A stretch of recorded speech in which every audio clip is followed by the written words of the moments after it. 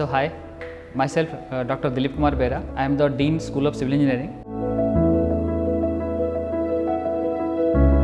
There are two BTech programs. One is Civil Engineering, another is Construction Technology.